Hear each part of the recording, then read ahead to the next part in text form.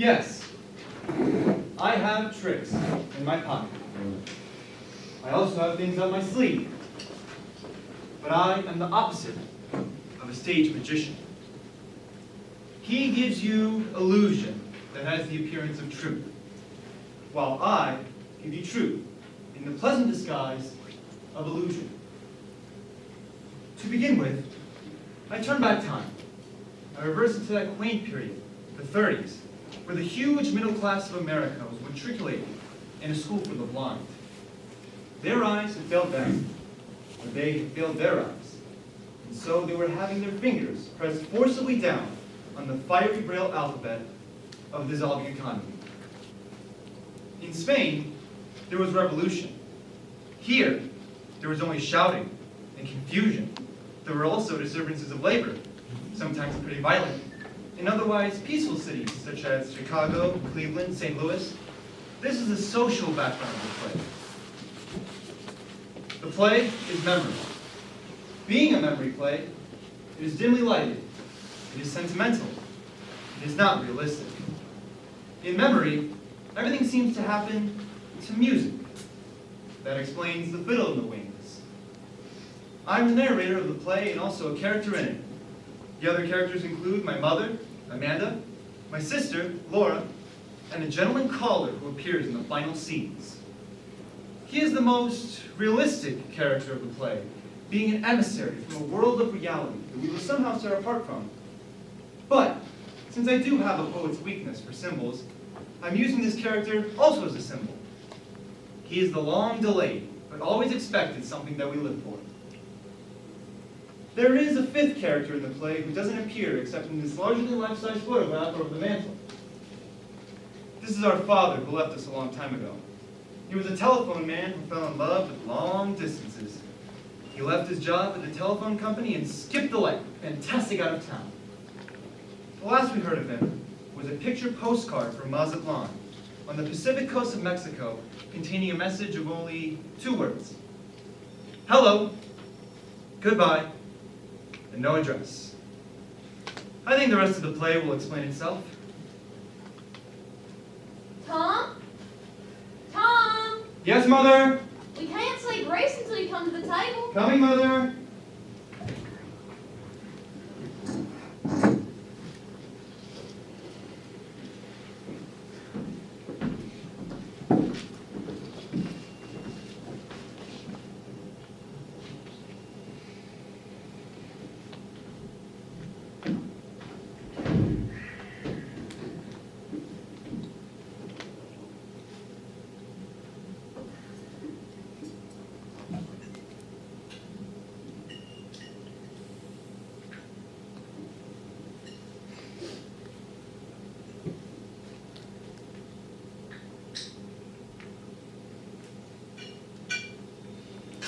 Honey, don't push with your fingers. If you have to push with something, the thing to push with is a crust of bread.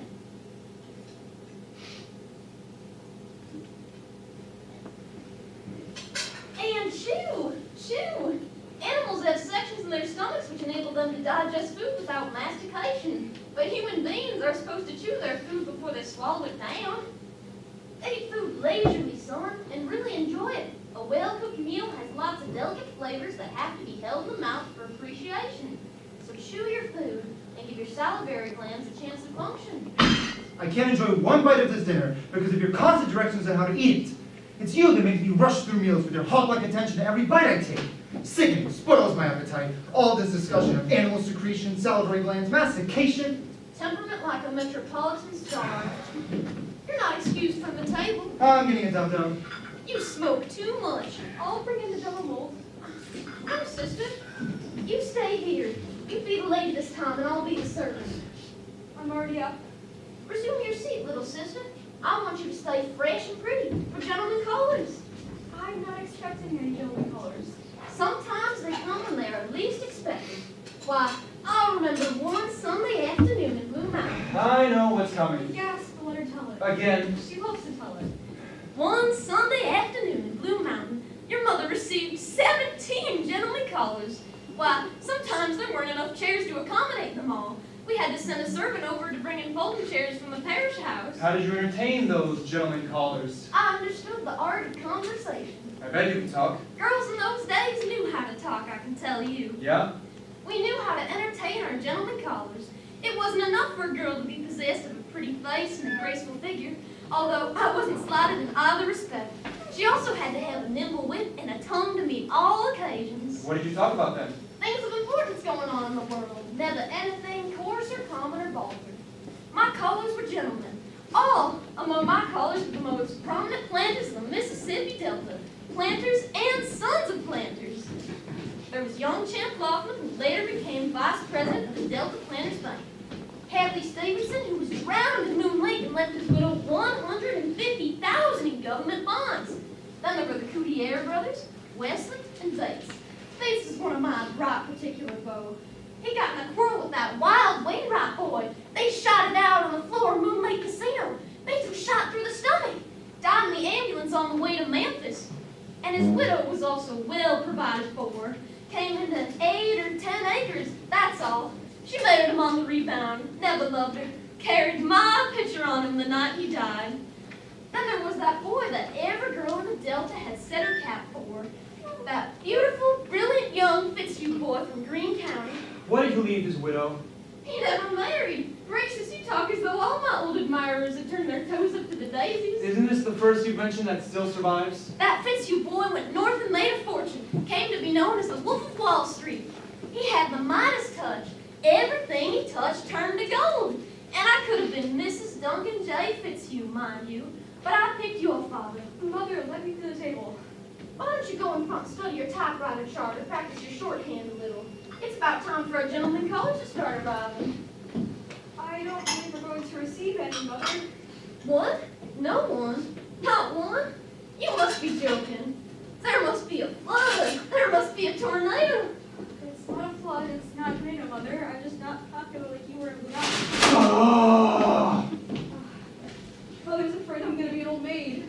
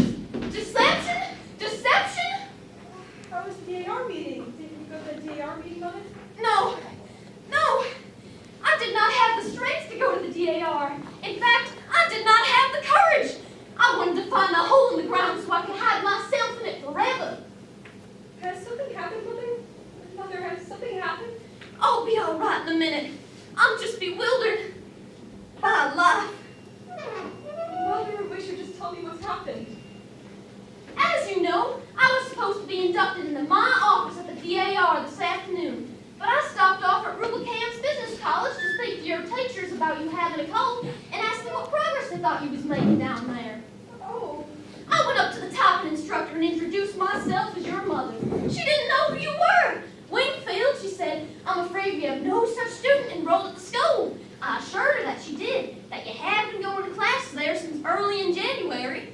I wondered, she said, I wonder if you could be talking about that terribly shy little girl who dropped out after only a few days' attendance.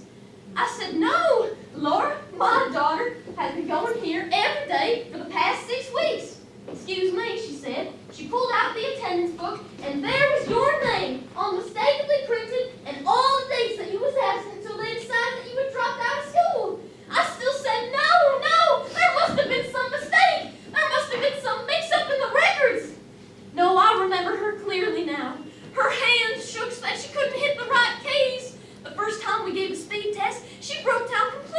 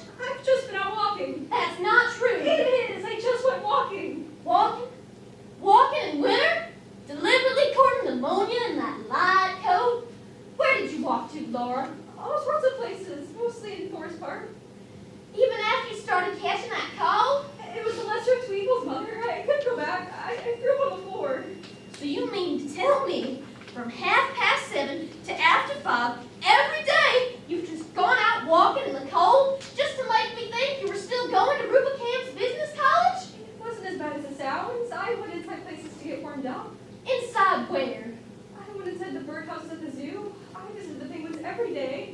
Sometimes I did without lunch and went to the movies. Lately I've been spending most of my times in the toolbox, that big glass house where they raise tropical flowers. And you did all of this to deceive me? Just for deception? Why? Mother, when you're disappointed, you get that awful suffering look on your face. Like the picture of Jesus above in the museum. Hush. I couldn't face it. So what are we supposed to do with the rest of our lives? Just stay at home and watch the parades go by? Amuse ourselves with the glass menagerie, darling? Eternally play those worn-out phonograph records that your father left us as a painful reminder of him? We won't have a business career. No, we've given that up because it gave us nervous indigestion. What is there but dependency all of our lives? I know so well what becomes of unmarried women who aren't prepared to occupy a position. I've seen such pitiful cases in the South. Barely tolerated spinsters living upon the grudging patronage of sister's husband or brother's wife, stuck away in some little mousetrap of a room, encouraged by one in-law to visit another, like bird-like women without any nest, eating the crust of humility all their life. Is that the future we've mapped out for ourselves? I swear it's the only alternative I can think of, and it isn't a very pleasant alternative, is it? Of course, some girls do marry. Haven't you ever liked some boy? Oh, yes, I liked him once. I came across his picture a while ago. He gave you his picture? No, it's in the yearbook. Oh, a high school boy. Yes, his name is Jim. Here he's the price of Penzance. The what? The operative student senior hospital. It's his grade. He must have had a jolly disposition. He used to call me Blue Roses.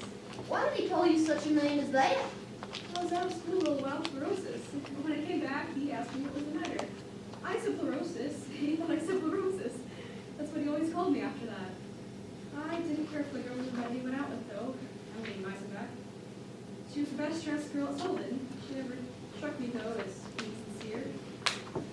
It says in the personal section they're engaged. That was 6 years ago. They must be married by now. Girls who aren't cut out for a career usually end up married to some nice young man. Sister, that's what you'll do. But, Mother, I'm crippled. Nonsense, Laura. I told you never, never to use that word. Why, when people have a slight disadvantage like that, they cultivate other things to make up for it. Develop charm and vivacity and charm. That's what you'll do. One thing your father had plenty of was charm.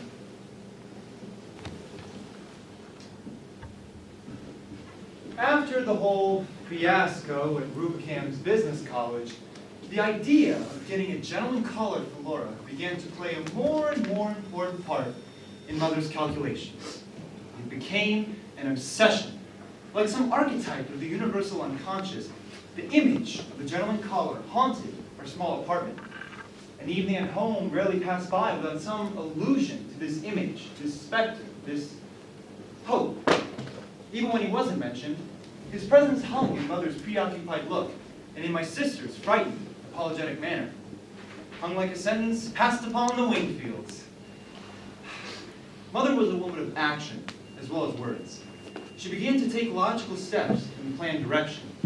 Late that winter and in the early spring, realizing that extra money would be needed to properly feather the nest and plume the bird, she conducted a vigorous campaign on the telephone, roping in subscribers to one of those magazines for matrons called The Homemaker's Companion, the type of journal that features the many preconceptions of women's beauty.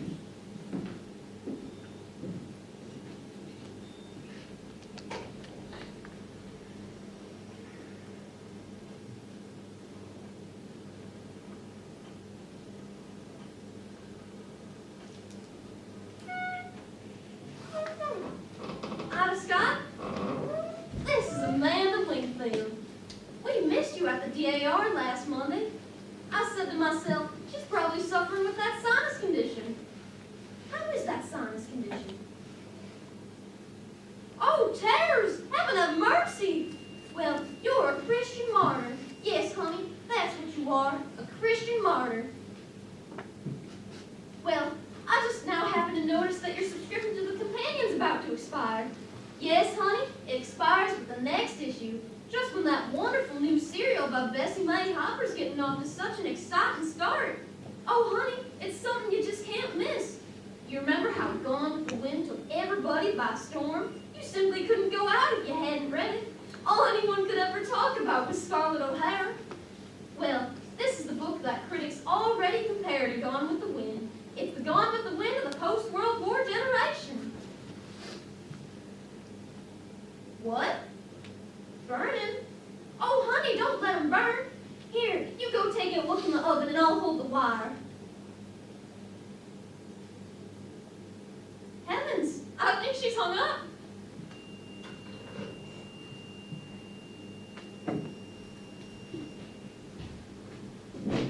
What in Christ's name am I supposed to do? Don't you use that expression, not my I presence. have, it's true. What is the matter with you, you big idiot? Look, I got no thing, not one single thing in my life here that I can call my own. Everything is... Stop that shout! Yesterday you confiscated my books. You had the nerve to... I took that horrible novel back to the library. Yes, that horrible book by that insane Mr. Lawrence. I cannot control the output of diseased minds or people who cater to them. But I won't allow such filth to be brought into my house. No, no, no! House? Who pays rent on it then? Who makes a slave of himself to... Don't you dare! Oh, no, I mustn't say things. I gotta just... Listen here! No, I don't want to hear anymore. I'm going out. You will hear more, you! Out! Because I... Come right back in here! Go to hell! Mom! You will listen, and no more insolence from you. I'm at the end of my patience. What do you think I'm at? Aren't I supposed to have any patience to reach the end of, Mother? Yes, I know. It seems unimportant to you when I'm doing what I want to do, having any difference between them. You don't think that... I think that you've been doing things that you're ashamed of. That's why you act like this. Nobody goes to the movies night after night. Nobody goes to the movies as often as you pretend to. People don't go to the movies at nearly midnight, and the movies don't let out at 2 a.m. Come home stumbling, muttering to yourself like a maniac. You get 3 hours sleep and then go to work. Oh, I can imagine the way you're doing down there. Moping, doping, because you're in no condition. No, I'm in no condition! What right do you have to jeopardize your job? How do you think we'd manage if you... Listen! You think I'm crazy about the warehouse? You think I'm in love with the Continental Shoemakers? You think I want to spend 55 years down there in that Zilic interior with fluorescent tubes? Look, I'd rather someone picked up a crowbar and battered out my brains than go back mornings. But I go anyway. Every morning you come in yelling that damn rise and shine, rise and shine. And I say to myself, how lucky dead people are. But I get up and I go. For $65 a month, I give up everything that I dream of doing and being ever. And you say self. Self's all I ever think of. Well, if that were true, Mother, I would be where he is. Gone. As far as the system of transportation reaches. Where are you going? I'm going to the movies. Not to the movies. You're right, I don't Mother. believe you always go to the movies. Oh, you're right, Mother. That is a lie. I'm not going to the movies. I'm going to opium dens. Yes, opium dens. Dens of vice and criminal hang-ups, Mother. I've joined the Hogan gang. I'm a hired assassin. I carry a Tommy gun and a violin case. I run a string of cat houses in the valley. They call me Killer. Killer of Wingfield. I'm leading a double life. A simple, honest warehouse worker by day, by night. A dynamic czar of the underworld, Mother. I go to gambling casinos. I spin away fortune on the roulette table. I wear a patch over one eye and a false mustache. Sometimes I even put on green whiskers. And on those occasions they call me El Diablo. Oh, I can tell you things to make you sleepless. My enemy's planning to dynamite this place. We're all going to be going sky high some night. But I'll be glad, very happy. And so will you. You'll go up, up on a broomstick over Blue Mountain with your 17 gentlemen callers. You ugly, badly old bitch! My gosh, Menagerie, I won't speak to you until you apologize.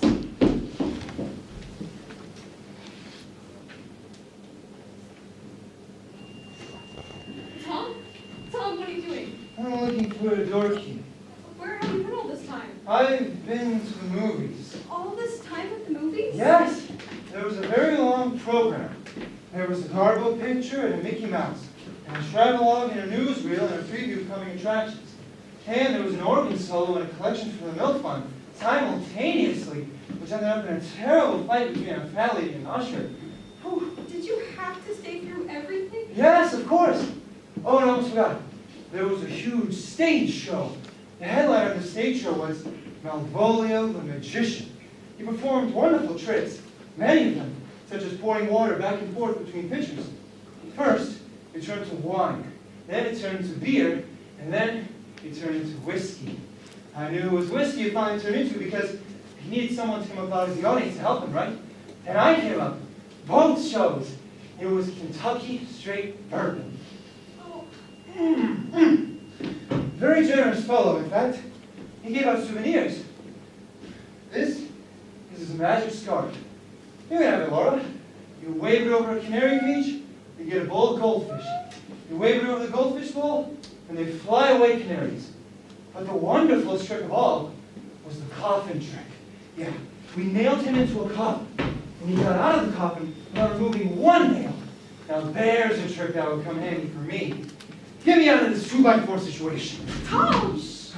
What are you shushing me They for? don't wake up Mother. Oh, goody goody. Pay her back for all those rhyme shines. You know it don't take much intelligence to get yourself into a nailed-up coffin, Laura. But who in hell ever got himself out of one without removing one nail? One nail.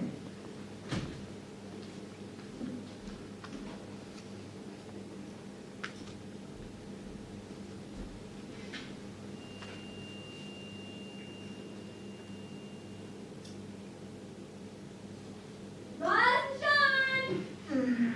Rise and shine! I'll rise, but I definitely won't shine. Lord, go tell your brother his coffee's ready. Tom, it's nearly 7. Don't make Mother nervous. Tom, speak to Mother this morning. Mother, her not speaking, is that such a tragedy? If you just say you're sorry, she'll start speaking. She won't to me. It's her that started not speaking. Laura, are you going to go out and do what I asked you to do, or do I have to get dressed and go out myself? Going, you should get on my coat. Butter and what else? Just butter. Tell him to charge it. Mother didn't make such faces when I do that. Sticks and stones may break my bones, but the look on Mr. Garfinkel's face won't harm us. Now tell your brother his coffee getting cold. Tom, speak to Mother this morning. Will you? Will you? Laura, go now, or just don't go at all. Going.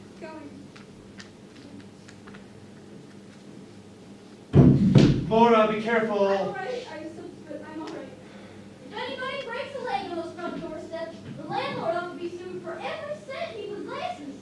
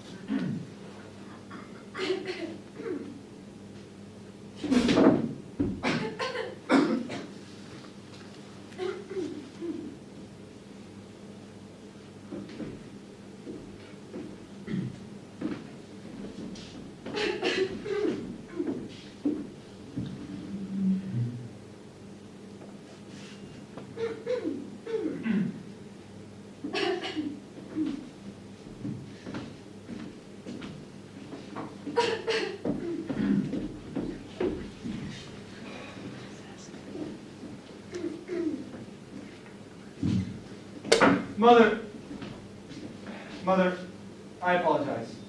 I'm sorry for what I said, for everything that I said. I didn't mean it. My devotion has made me a witch, and so I make myself hateful to my children. No, you don't. Don't say that.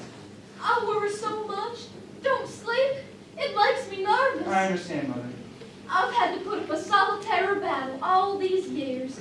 But you're my right hand now. Don't fall down. Don't fail. I try, Mother.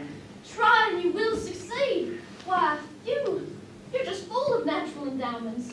Both of my children, they're unusual children. But don't you think I know it? I'm so proud, happy, and feel I've so much to be thankful for. But promise me one thing, son. What, Mother? Promise, son, you'll never be a drunkard. I'll never be a drunkard, Mother. That's what frightened me so, that you'd be drinking. Here, eat a bowl of Perino. No thank you, Mother. Just coffee. Shredded wheat biscuit. No, thank you. You can't put in a day's work on an empty stomach. You got 10 minutes. Don't gulp. Drinking too hot liquids makes cancer of the stomach. Put cream in. No, no thank you. To cool it. No, no thank you. I just want coffee. I want it black.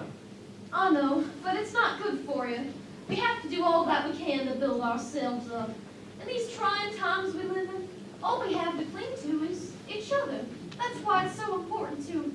Tom, I sent out your sister so I could discuss something with you. If you hadn't spoken, I would have spoken to you. What is it, Mother, that you want to discuss? Laura. Oh, Laura? She notices things, and I think she broods about them. The other day I came in and she was crying. What about? You. Me? She has an idea that you're not happy here. What gave her that idea? What gives her any idea? However, you do act strangely. I'm not criticizing, understand that.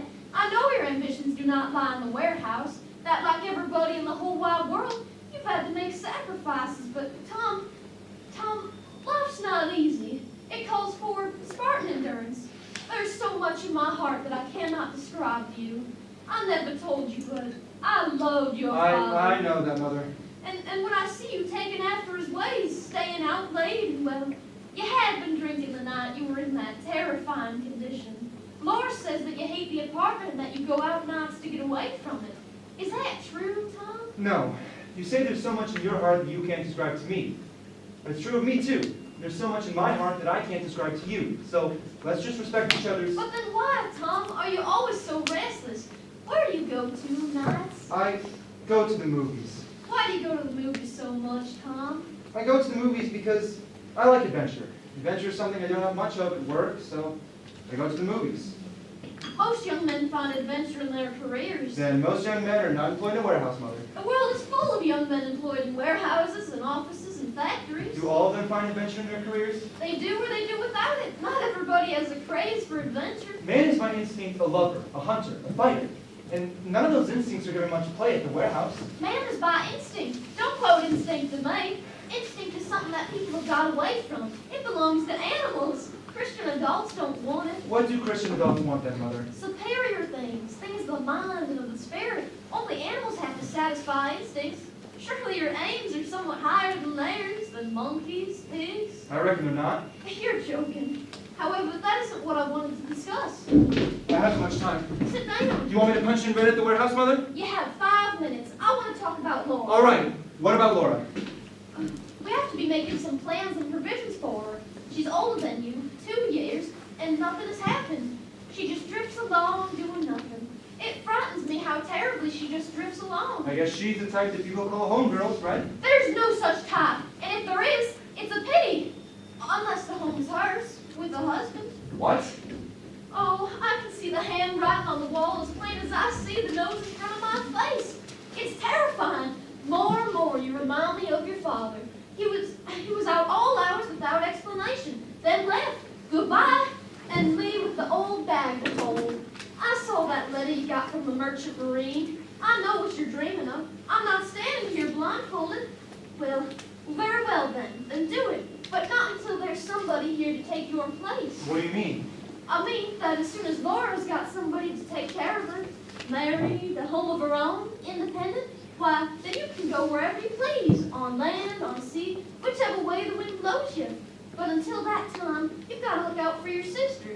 I don't say me because I'm old and don't matter, but I say for your sister because she's so young and dependent. I put her in business college. A dismal failure frightened her so it made her sick at the stomach. I brought her over to the Young People's League at the church. Another fiasco. She spoke to nobody and nobody spoke to her. Now all she does is fool around with those worn-out pieces of glass and those phonograph records. What kind of a life is that for a girl to lead? Okay, so what can I do about it? Overcome selfishness. Self is all you ever think of. Tom, I hadn't said what I had I'm too time to late to ask work, you. Mother. I'm too late. I don't have time to talk about this. Down at the warehouse, ain't there some nice young man? No! Oh my There gosh. must be some. Mother, come on, don't do this. Find out one that's clean living, doesn't drink, and ask him out for sister. Are you kidding me? For sister, to meet, get acquainted. Oh my gosh. Will you? Will you? Oh, will you, dear? Yes!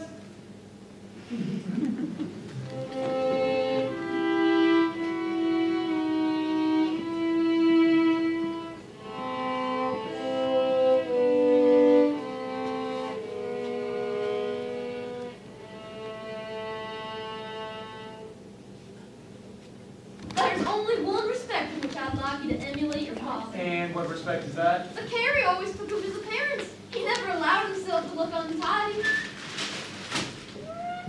Where are you going? I'm going out to smoke. You smoke too much. A pack a day at 15 cents a pack. How much would that amount to in a month? 30 times 15 is how much, Tom? Figure it out and you'd be astounded at how much you could save. Enough to put you through a night school course at Washington U. Just think of what a wonderful thing that would be for you, son. I'd rather smoke. I know. That's the tragedy of it. Across the alley from us was the Paradise Dance Hall. On evenings in spring, the windows and doors were open, and the music came outdoors. Sometimes the lights were turned out, except for a large glass sphere that hung from the ceiling. It would turn slowly about and filter the dusk with delicate rainbow colors. Then the orchestra played a waltz or a tango, something that had a slow and sensuous rhythm. Couples would come outside to the relative privacy of the alley. You could see them kissing behind adjuvants and telegraph poles.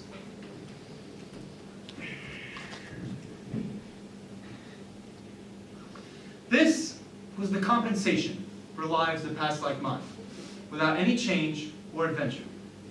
Adventure and change were imminent in this year, though. They were waiting around the corner for all these kids. Suspended in the mist of a birch's garden, caught in the folds of Chamberlain's umbrella. In Spain, there was Guernica, but here, there was only hot swing music and liquor, dance halls, band, and movies, and sex that hung in the gloom like a chandelier and flooded the world with brief, deceptive rainbows. All the world was waiting for Margaret's.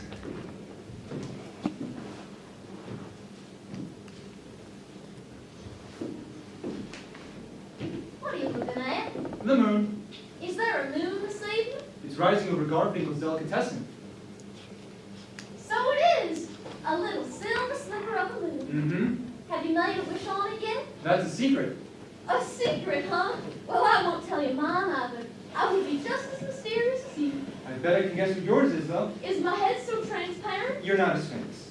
No, I don't keep secrets. I'll tell you what I wish for on the moon. Success and happiness for both of my children. I wish for that whenever there's a moon. And when there isn't a moon, I wish for it too. I thought perhaps you wished for a gentleman caller. Why do you say that? Don't you remember asking me to fetch one? I do remember suggesting that it would be nice for your sister if you brought home some nice young man from the warehouse. I think I've made that suggestion more than once. Yes, you made it repeatedly, Mother. Well, We're gonna have one. what? A gentleman caller. You mean you've asked some nice young man to come over? Yep, I've asked him to dinner. You really did? I did. You did? And did he accept? He did. Well, that's lovely. I thought you'd be pleased. It's definite then? Very definite. Soon? Very soon. Well, for heaven's sake, stop putting on and tell me some things, will you? What things do you want me to tell you? Naturally, I'd like to know when he's coming. He's coming tomorrow. Tomorrow? Yep, tomorrow. But Tom, Yes, Mother? tomorrow gives me no time. Time for what? Preparations. Why didn't you phone me the minute you asked him? The moment that he accepted. Why, the note you see, I could have been getting ready. Mother, you don't have to make any fuss. Oh, Tom. Of course I have to make a fuss. I want things nice, not sloppy, not thrown together. I'll certainly have to do some fast thinking now, won't I? I don't see why you should think at all, actually. You just don't know. We can't have a gentleman caller in a pigsty. All my wedding silver has to be polished. The monogram table linen ought to be laundered. The windows have to be washed and fresh curtains put up. Well, Tom, come inside. I want to ask you some things. What for, Mother? If you're gonna make such a fuss, I'll call it off. I'll tell him not to come. You certainly won't do anything of the kind. Nothing offends people more than broken engagements. Tom, come sit down.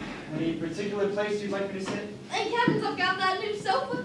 I'm also making payments down the floor lamp sent out. And put the chintz covers on. They'll brighten things up. What is the young man's name? His name is O'Connor. That, of course, means fish. Tomorrow is Friday. We'll have, salmon loaf with turkey's dressing. What does he do? He works at the warehouse? Yes, of course. How else would I? He doesn't drink?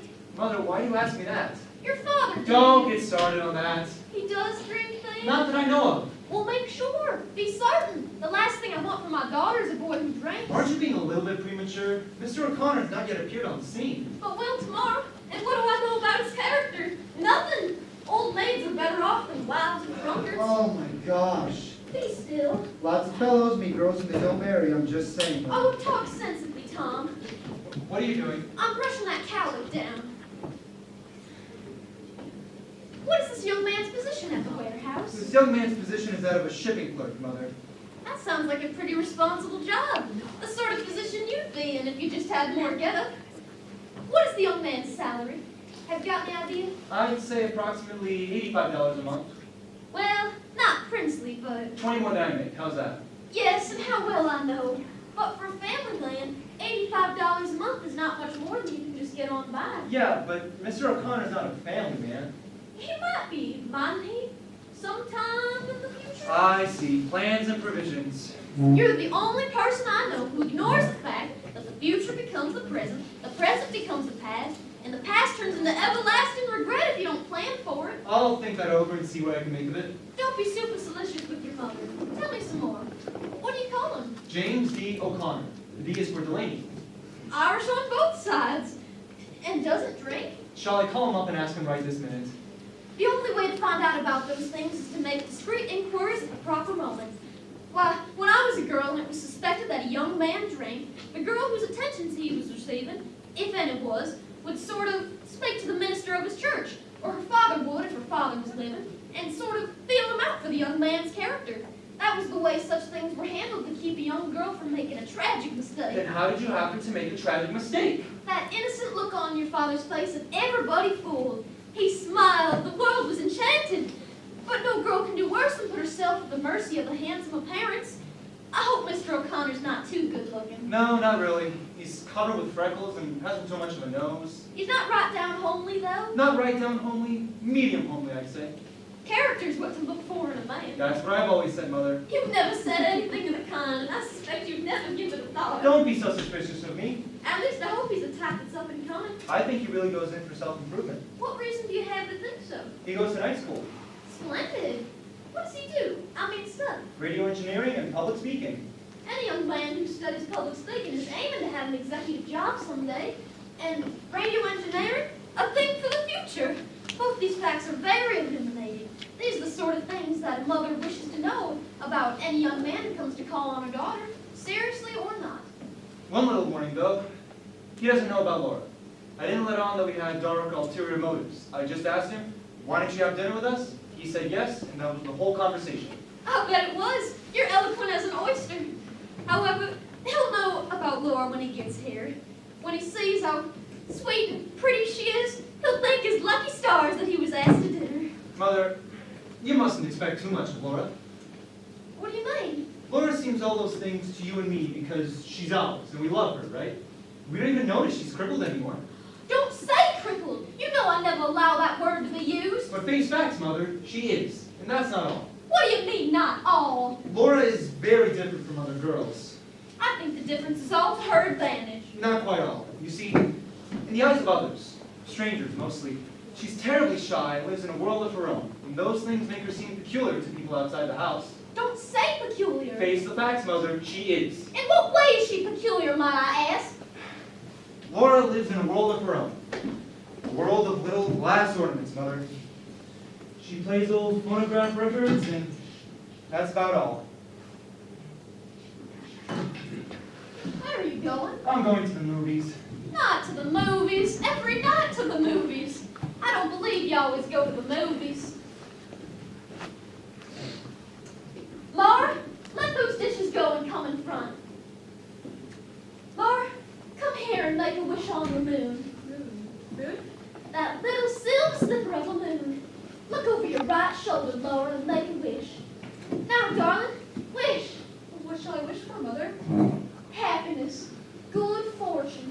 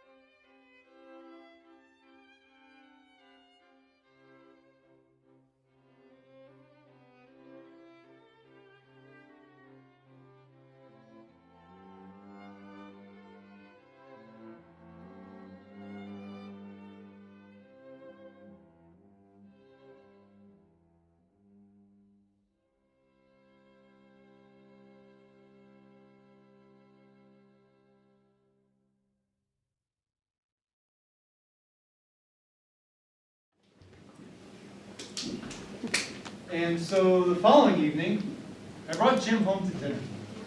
I had known Jim slightly in high school. In high school, Jim was a hero. He had tremendous Irish good fortune and vitality, with the scrub and polished look of white chinaware. He seemed to move in a continual spotlight. He was a star in basketball, captain of the debating club, president of the senior class and the glee club, and he sang the male lead in the annual light operas. He was always running or bounding, never just walking. He seemed always at the point of defeating the law of gravity. He was shooting with such velocity through his adolescence that you would logically expect him to arrive at nothing short of the White House by the time he was 30. But Jim apparently ran into more interference after his graduation from Solden. His speed had definitely slowed. 6 years after he left high school, he was holding a job that wasn't much better than mine. He was the only one at the warehouse with whom I was on friendly terms. I was valuable to him as someone who could remember his former glory, who had seen him win basketball games in the Silver Cup and debating. He knew of my secret practice of retiring to a cabinet of the washroom to work on poems, while business was slack in the warehouse. He called me Shakespeare, and while the other boys in the warehouse regarded me with suspicious hostility, Jim took a more humorous attitude toward me. Gradually, his attitude affected the others. Their hostility wore off, and soon they began to smile at me as people smile at an oddly fashioned dog who trots across their path at some distance. I knew that Jim and Laura had known each other at Solden, and I had heard Laura speak admiringly of his voice. I didn't know if Jim remembered her or not. In high school, Laura had been as unobtrusive as Jim had been astonishing. If he did remember Laura, it was not as my sister, for when I asked him to dinner, he just grinned and said, "You know, Shakespeare, I never thought of you as having folks." He was about to discover that I did. Why are you trembling? Mother, you've made me so nervous. How have I made you nervous? With all this fuss, you make it seem so important. I don't understand you, Laura. You couldn't be satisfied just sitting here at home. And every time I try to arrange something for you, you always seem to resist it. Well, I'm going to show you something. I'm going to make a spectacular appearance. What is it? Possess your soul and patience. You will see something I've resurrected from that old trunk. Styles haven't changed so terribly much after all. Now just look at your mother. This is the dress in which I led the cotillion, won the cakewalk twice at Sunset Hill, and wore one spring to the governor's ball in Jackson. See how I sashayed around the ballroom, Laura? I wore it on Sundays for my gentlemen callers. I had it on the day I met your father. I had malaria fever all that spring. The change of climate from East Tennessee to the Delta, weakened resistance. I had a little temperature all the time. Not enough to be serious, just enough to make me restless and giddy. Invitations poured in, parties all over the Delta. Stay in bed, said Mother, but I just wouldn't. I took quinine and kept on going. Evenings, dances, afternoons, long rides, picnics, lovely, so lovely that country in May, all lacy with dogwood, literally flooded with jonquils. That was the spring I had the craze for jonquils. Jonquils became an absolute obsession. Mother said, "Honey, there's no more room for jonquils," and still I kept on bringing in more jonquils. Wherever I saw them, I'd say, "Stop, I see jonquils." I made the young men help me gather the jonquils. It was a joke, Amanda and her jonquils. Finally, there were no more vases to hold them. Every available space was filled with jonquils. No vases to hold them? All right, I'll hold them myself. And then I met your father. Malaria fever and jonquils, and then this boy. I hope they get here before it starts to rain. I gave your brother a little extra change so he and Mr. O'Connor could take the service car home. What did you say his name was? O'Connor? What's his first name? I don't remember. Oh, yes I do. It was Jim. Not Jim. Yes, that was it. It was Jim. I've never known a Jim that wasn't nice. Are you sure his name was Jim O'Connor? Yes, why? There's a Jim O'Connor Tom and I both used to know in high school. If that's the one they sit to dinner, you'll have to excuse me. I won't come to the table. What sort of nonsense is this? You asked me once if I ever liked a boy. Like, remember I showed you this boy's picture? You mean that boy you showed me in the yearbook? Yes, that boy. Laura, were you in love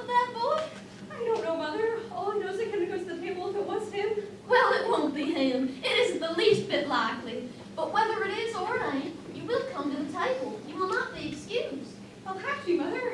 I don't intend to humor your silliness, Laura. I've had enough from you and your brother, both. So just sit down and compose yourself until they come. Now, Tom has forgotten his keys, so you'll have to let them in when they arrive. Oh, Mother, you answer the door. I'll be in the kitchen, busy. Please, don't make me do it. I have to fix the dressing for the salmon. Fuss, silliness over a gentleman caller.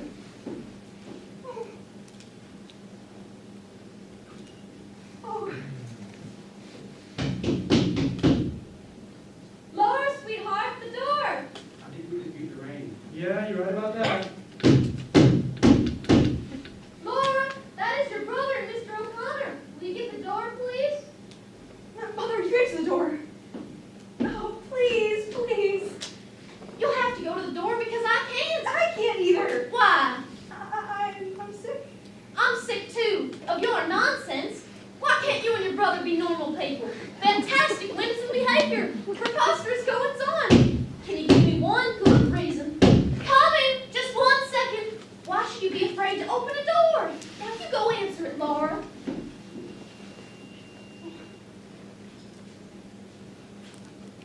Laura Wingfield, you march right to that door. Yes, Mother.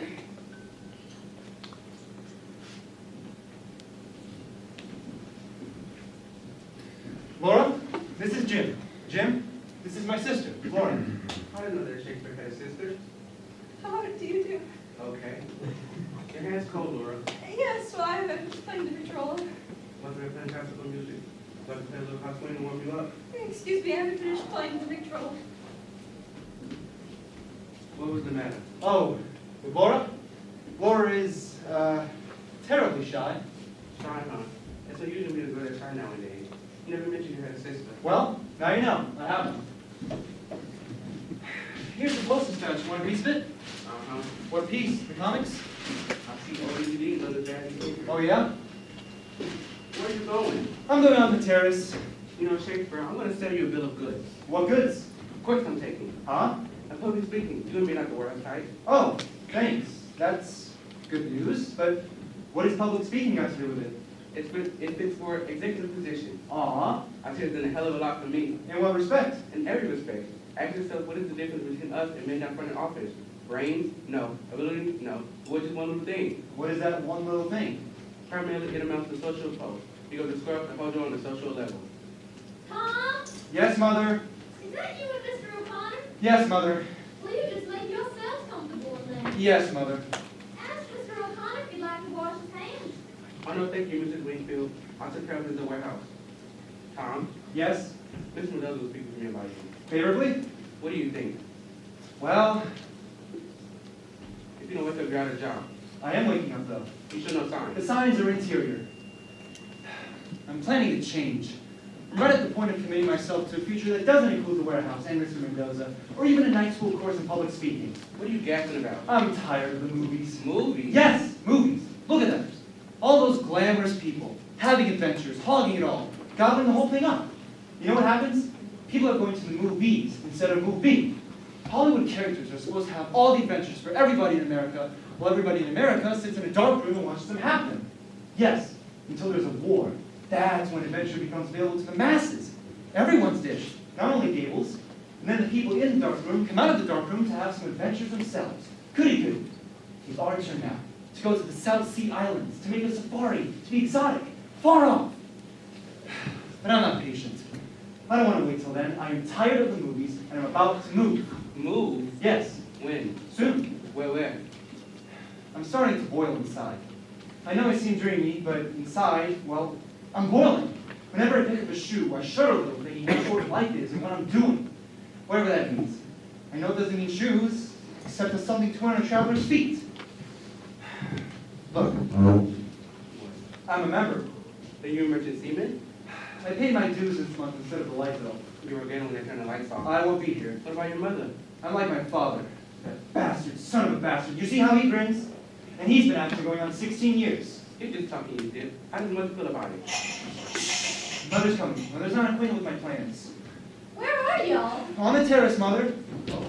Well, Well, so this is Mr. O'Connor. Introduction's entirely unnecessary.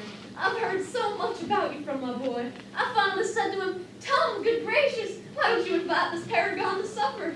I'd like to meet this nice young man at the warehouse instead of hearing him sing your praises so much.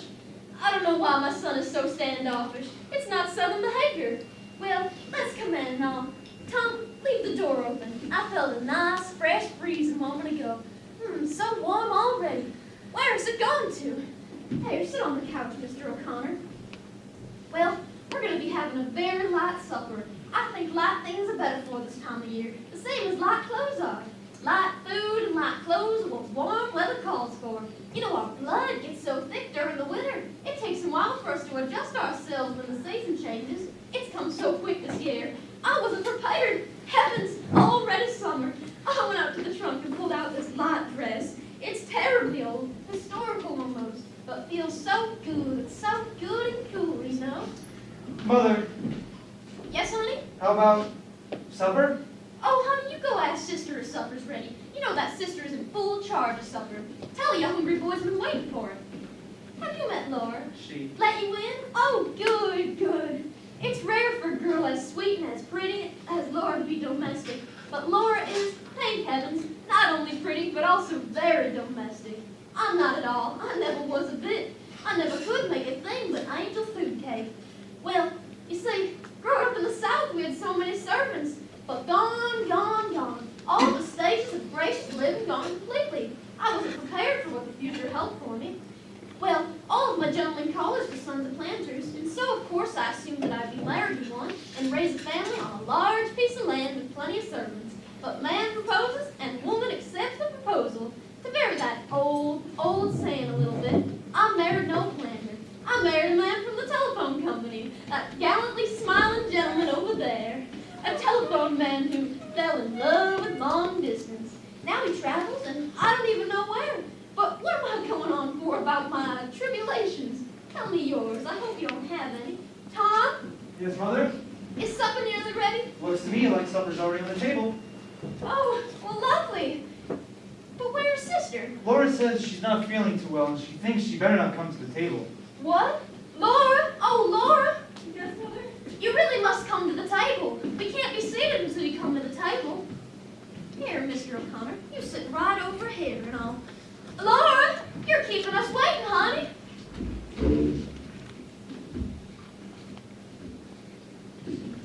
Laura? Laura, are you okay? Laura? Laura? Why, Laura, you're sick there.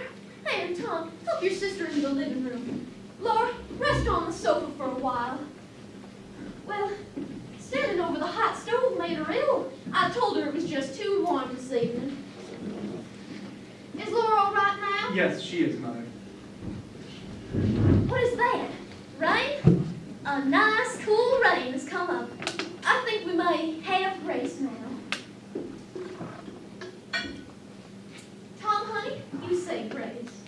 Oh, for these and all thy mercies, God's holy name be praised.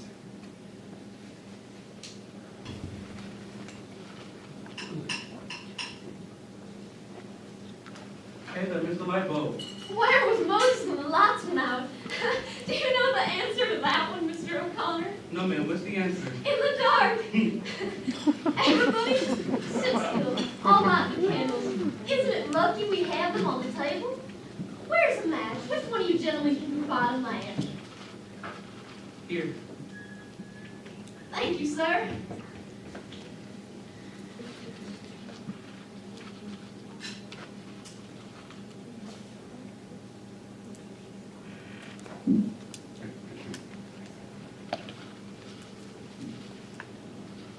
Well, I guess the fuse is burnt out. Mr. O'Connor, can you tell a burned out fuse? I know I can't, and Tom is a total loss when it comes to mechanics. Oh, do be careful you don't bump into something. We wouldn't want our gentleman caller to break his neck. Now, wouldn't that be a fine howdy-do? Where's the fuse box? Right here next to the stove. Can you see anything? Just a minute. Isn't electricity a mysterious thing? Wasn't it Benjamin Franklin who tied a key to a kite? And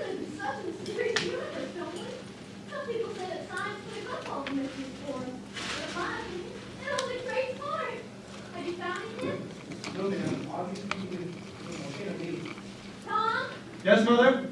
That lot bill I gave you several days ago. The one that we got the notices about? Oh, yeah. You didn't neglect to pay it by any chance. Why, I... Didn't. I might have known it. Take the part where they're palming out like Mrs. Wingfield. I might have known better than to trust him with it. There's such a high price for negligence in this world. Maybe the poem would have $10 prize. I guess we'll just have to spend the remainder of the evening in the 19th century before Mr. Edison made the Mazda lamp. Handle is my kind of favorite light. That shows you're romantic. But that's no excuse for Tom. Well, we got through dinner. Very considerate of them to let us get through dinner before they plunged us into everlasting darkness, wasn't it, Mr. O'Connor? Tom, as a penalty for your carelessness, you can help me with the dishes. Let me give you a hand. Indeed, you will not. I want to be good for something. Good for something? You? Why, Mr. O'Connor, nobody's given me this much entertainment in years as you have. I'm not Mrs. Wingfield. I'm not exaggerating one bit, but Laura's all back lonesome. You go keep her company in the living room. I'll give you this lovely old candle that used to be on the altar at the Church of the Heavenly Rest. It was melted a little out of shape when the church burnt down. Lightning struck it one spring. Gypsy Jones was holding a revival at the time, and he intimated that the church was destroyed because the Episcopalians gave cod parties. And how about Coast and Sisters drink a little wine? I think it'll be good for her. Can you carry them both at once? Sure, I'm Superman. Now, Thomas, get into this apron. Hello, Delora. Hello. How are you feeling now? Better? Yes, thank you. This is for you. Landline one. Thank you. Thank you, but don't get drunk. Where shall I set the candle? Anywhere? How about here on the floor? Any objections? No?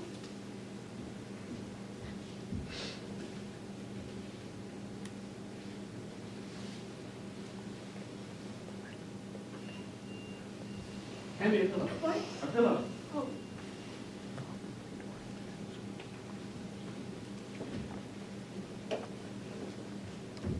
How about you?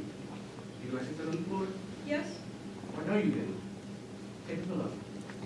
I will.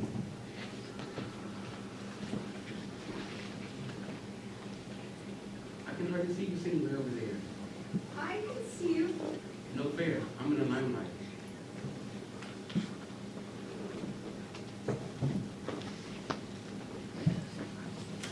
Isn't it comfortable? Yes. So am I. Comfortable as a cow. Will you take a piece of gum? No, thank you. I think that I will indulge with your permission.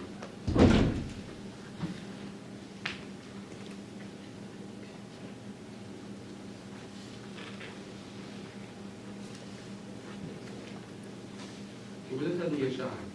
Is it right, Laura? I don't know. I judge you to be an old-fashioned type of girl. Well, that's a pretty good type to be. Hope you don't think of being too personal, do you? I believe I will take a piece of gum, if you don't mind.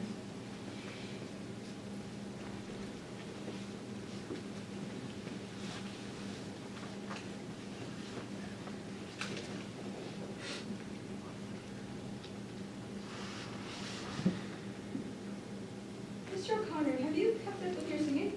Singing? Me? Yes, I remember what a beautiful voice you have. So you say you heard me singing. Very often. I don't suppose you remember me at all.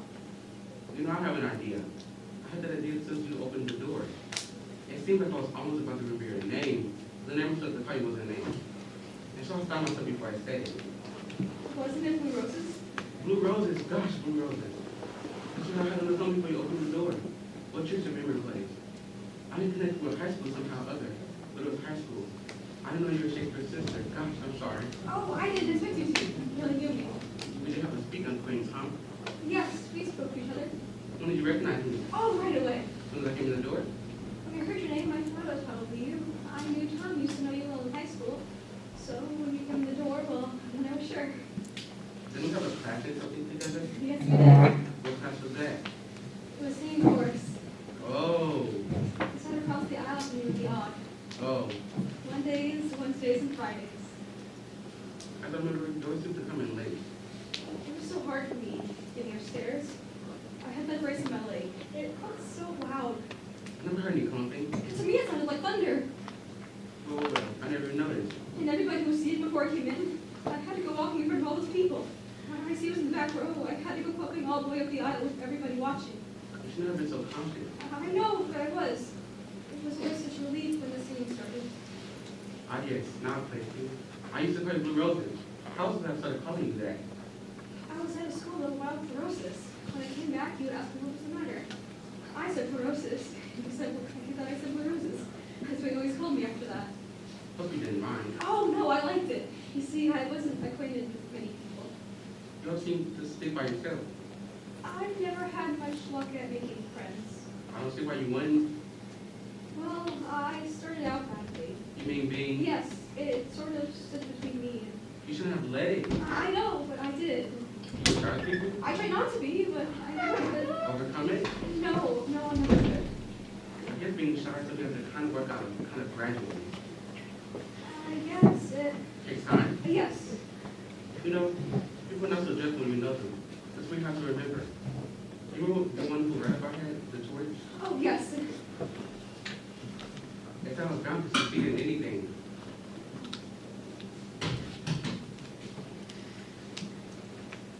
Holy jeez, the torch. Have you heard the Pirates of Penzance? I sent it right to the lead in operetta. So beautifully. Aw. Yes, beautifully, beautifully. You heard me? All 3 times. No. Yes, Author performances? yes. Why? I wanted to ask you to autograph my program. Why didn't you then? You were surrounded by your own friends so much that I never had the chance to. I was surrounded by females in those days. You were terribly popular. I was bored in high school, Everybody liked you. including you. Yes, I did too. Whoa, Laura. Give me that program.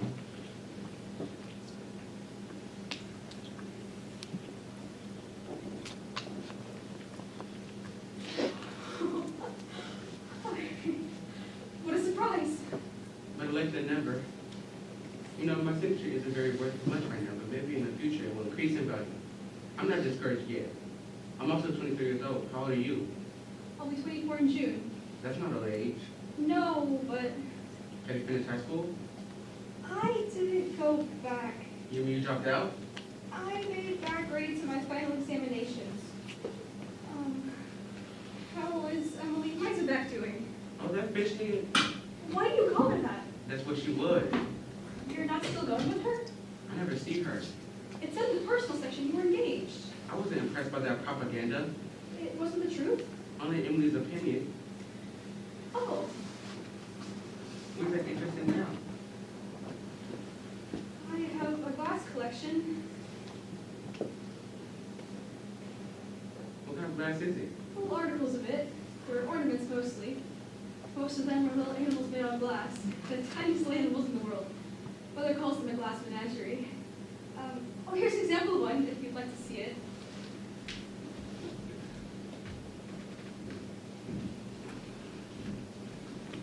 This is one of the oldest. It's really 13.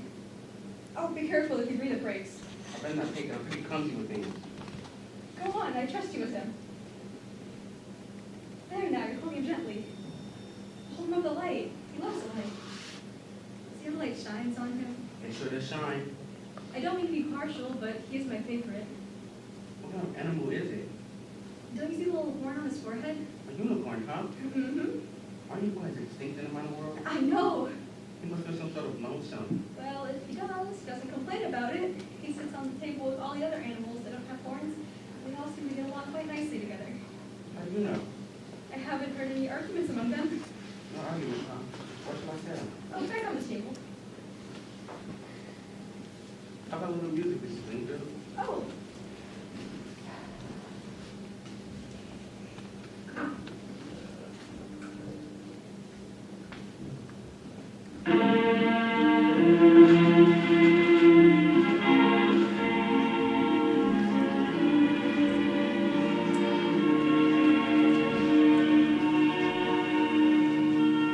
How about Twin Brotherhood? Oh, I can dance. You're doing your arty stuff. Who gives me my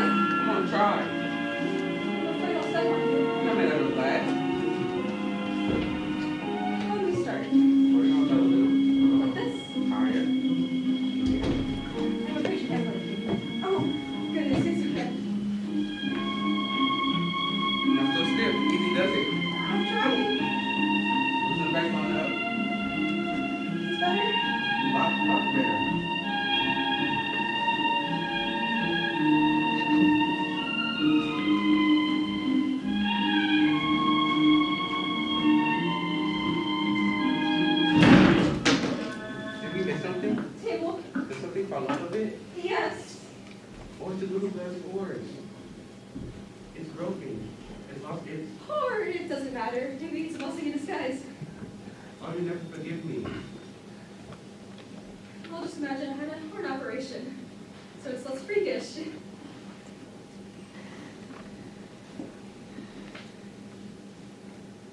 I love to see you have a sense of humor. Roses, I didn't know that you're pretty. What was wrong with roses? What's right for you? You're pretty. In what respect am I pretty? In every respect. Your hair, your eyes, your hand, place of your hand. Oh, Stumble, John. Why did I do that? That's what I have to be. Not in my case. Not in the right situation to do the right thing. I can't sit down, jump your number and say I'm phone. I can't call up next week and ask for a date. you won't call? No, Lord, I can't. As I was just explaining, I have things on me. I go all the time with this girl named Betty.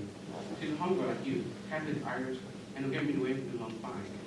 We met at the Moonlight Boat Trip, up here over the outline, and you know, it was love at first sight. It was not too long ago that Betty's aunt took sick. Mama gave me an invitation and I just naturally accepted. I wish you would say something. What are you doing that for? A souvenir. Well, well, well, isn't the air delightful after the shower? I made you children a little liquid refreshment. Jim, do you know that song about lemonade? Lemonade, lemonade, made the shade and stirred with a spade. Good enough for any old thing. No, I never heard of it. Why, Laura, you look so serious. We were having a serious conversation. Good, now you're better acquainted. Yes. You modern young people are so much more serious-minded than my generation. Why, I was so happy as a girl. You have changed a bit, Mrs. Wingfield. Tonight, I'm rejuvenated. The happiness of the occasion, Mr. O'Connor. Oh, I'm baptizing myself. You're like me.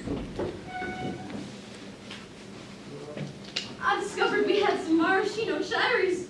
I dumped them in, juice and all. You had most of that trouble. Trouble? Trouble? Why, it was loads of fun. Couldn't you hear me cutting up in the kitchen? I bet your ears were burning.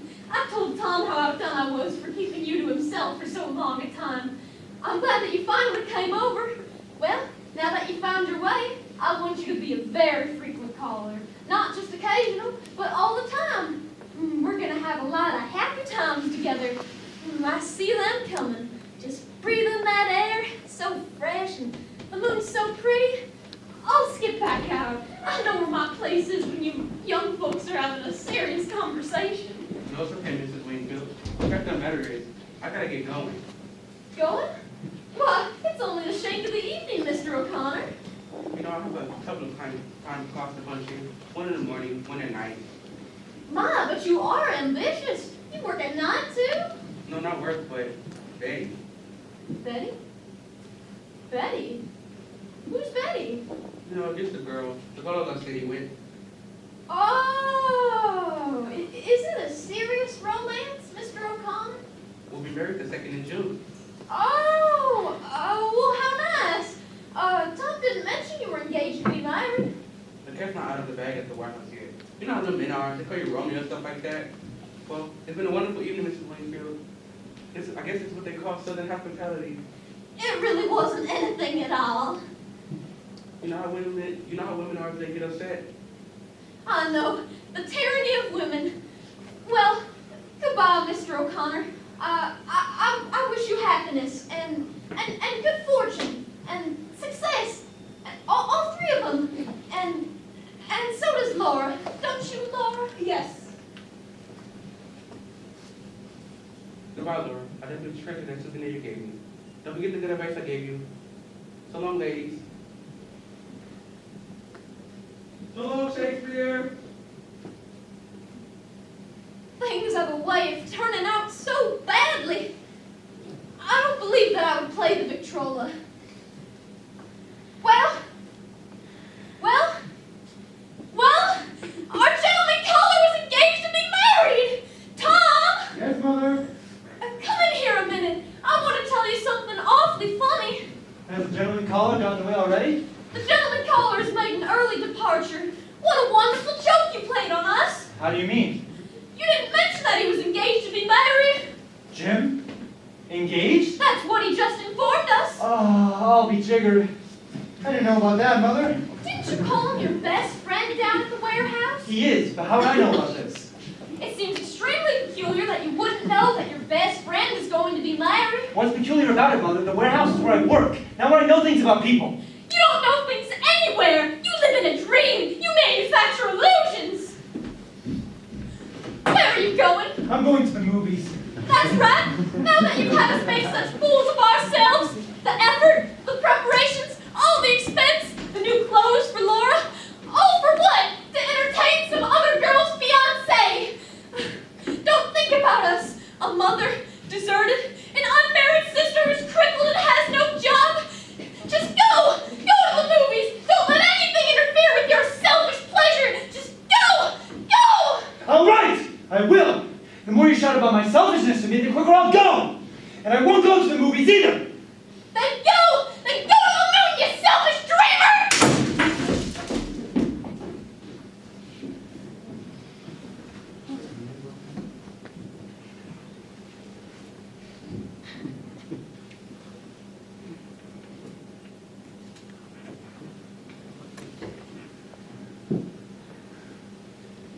I didn't go to the moon. I went much further. For time is the longest distance between places. Not long after that, I was fired for writing a poem on the lid of a shoebox. I left St. Louis. I descended the step of this fire escape for a last time and followed, from then on, in my father's footsteps, attempting to find in motion what was lost in space. I traveled around a great deal. Cities swept about me like dead leaves, leaves that were brightly colored but torn away from the branches. I would have stopped, but I was pursued by something. It always came upon me unawares, taking me altogether by surprise. Perhaps it was a familiar bit of music. Perhaps it was only a piece of transparent glass.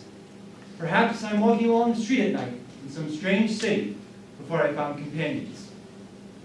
I passed the lighted window of a shop where perfume is sold. The window is filled with pieces of colored glass, tiny, transparent bottles in delicate colors, like bits of a shattered rainbow. Then, all at once, my sister touches my shoulder. I turn around and look into her eyes. Oh, Laura. Laura, I tried to leave you behind me, but I'm more faithful than I intended to be. I reach for a cigarette. I cross the street. I run into the movies or a bar. I buy a drink. I talk to the nearest stranger. Anything that can blow your candles out. For nowadays, the world is lit by lightning. Blow out your candles, Laura. And so, goodbye.